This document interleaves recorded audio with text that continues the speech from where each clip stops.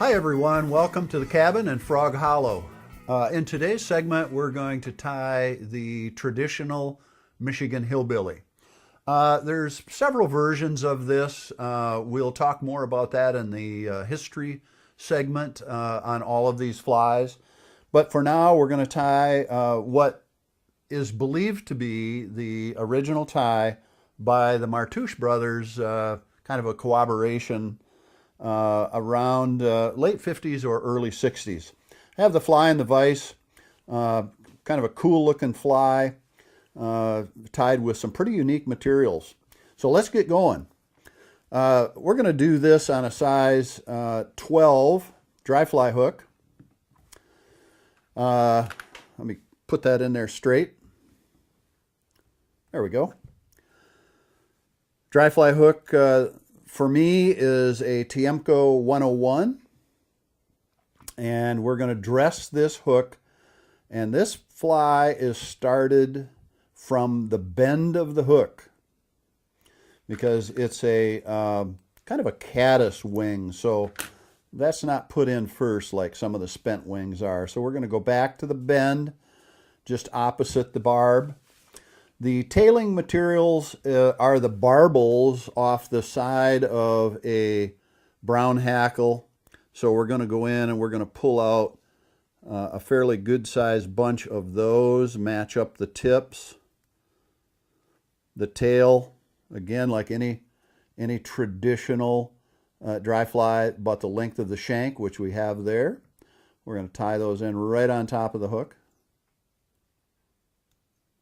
Round it twice and then straight down. Let's see how we did. Looks pretty good. Looks pretty good.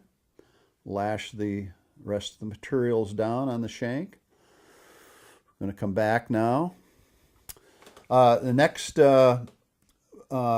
portion of this fly is a single peacock herl to mimic, or I think this is to mimic, a black egg sac. There's also a fly, a Michigan Hillbilly fly tied with a yellow egg sac. We'll show that in the, in the history portion of the program that we're doing. So we're going to tie that in.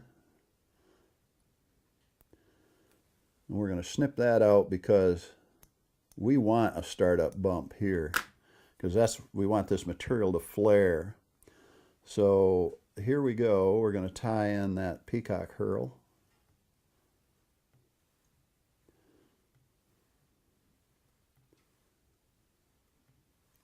Many wraps. That's about right. Looks like about the size of a egg sac for this size fly. A couple wraps around that. Snip that out. And now we're going to put some red dubbing on the body. We're going to take this up to, where the wing ties in. So we've got some red dubbing here.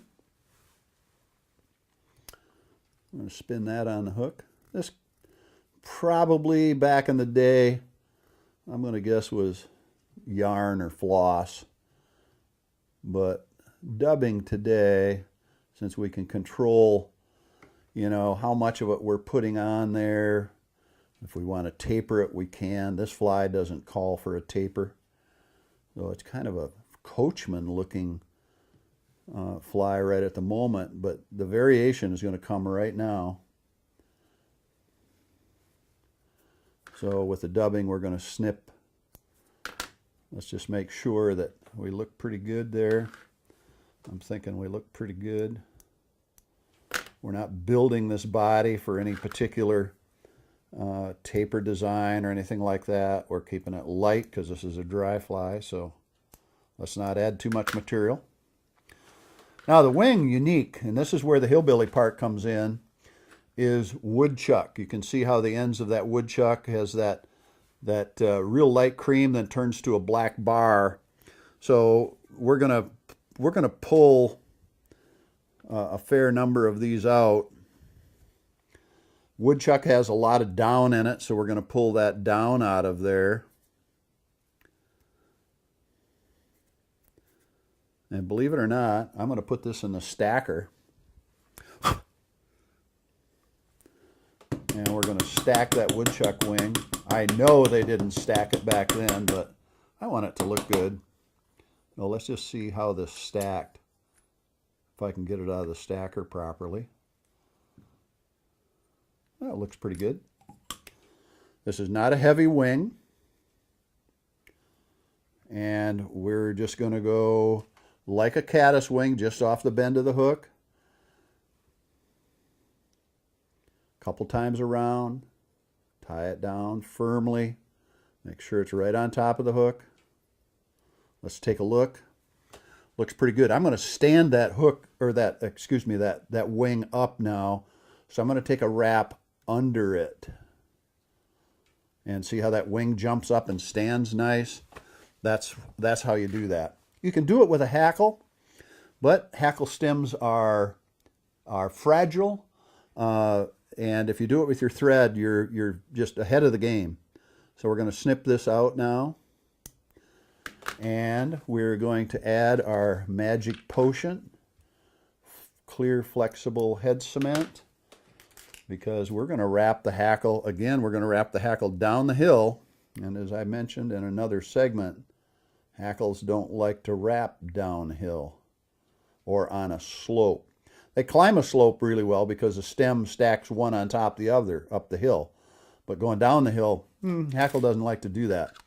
So a little bit of cement gives you a big advantage.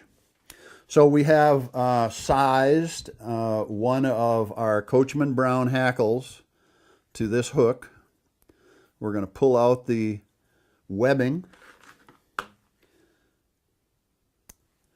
Again, there's the curvature of the hook. We're going to tie it in with the curve facing us or the dull side facing us. And that gets tied in next.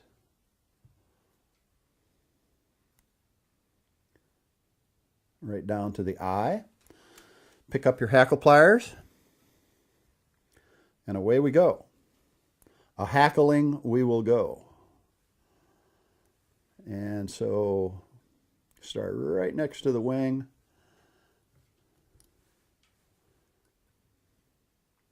And we're going to wrap forward down the hill.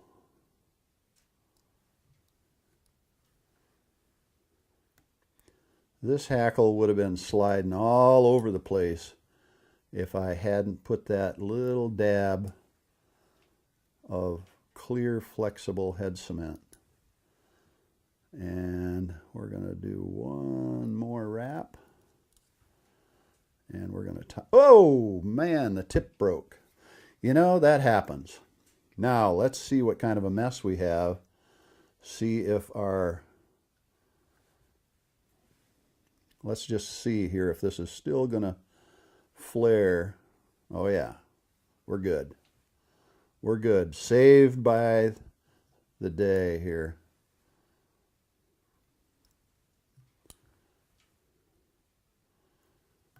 That obviously that cement that I put on there had a moment to dry. Otherwise, we'd have been in big trouble. And one wrap, two wraps, snip that out. Hold the barbels back away from the eye. And groom that right back away from the eye. There we go. We're good. Again, not too many wraps. Whip finish. Tension on my bobbins, just a little heavy, so I'm having to adjust a little bit. Let me pull those barbels back. There we go.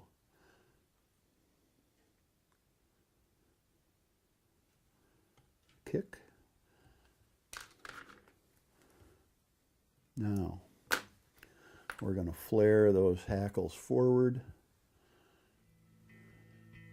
Take a look, see how we did. I think I like that. That is the Michigan Hillbilly fly.